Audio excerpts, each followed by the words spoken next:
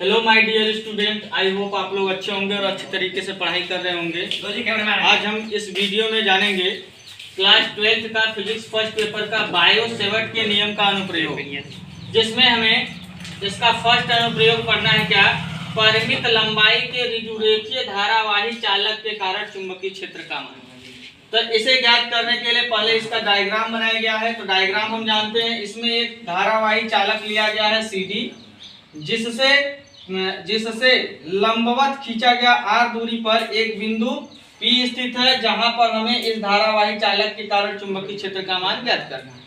तो इस बिंदु पर चुंबकीय क्षेत्र का मान ज्ञात करने के लिए हम इस बड़े धारावाही चालक का एक छोटा सा अल्पांश EF लिए हैं, जिसके कारण यहाँ पर बनाया गया कोण है डेल्टा फाई, और इसके साथ ही यहाँ पर अभिलंबवत खींचा गया r दूरी पर यह बिंदु P है स्थित, जहां हमें विद्युत चुंबकीय क्षेत्र का मान ज्ञात करना है।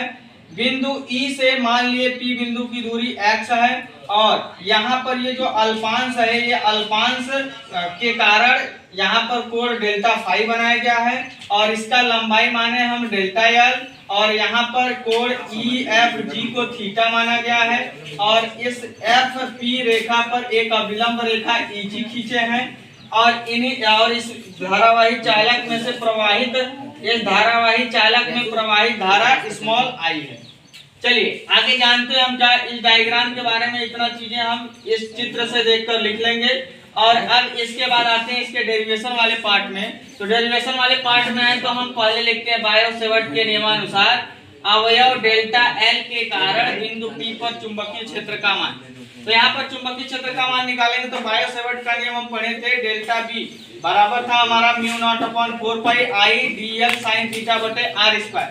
तो यहाँ पर इस अल्पांश से इसकी दूरी x है, इसलिए दूरी के स्थान पर x रख दिए हैं। तो ये हो गया हमारा डेल्टा B बराबर के μ0/4 I delta l sin theta बटे x स्क्वायर, और इसे इक्वेशन नंबर फर्स्ट मान लिया गया है। अब आगे चित्र से हम लिखते हैं, चित्र में ले लेते हैं त्रिभुज EGF में। तो EGF में देखें तो हम जानते हैं कि साइन थीटा बराबर लंब बटे कोण होता है।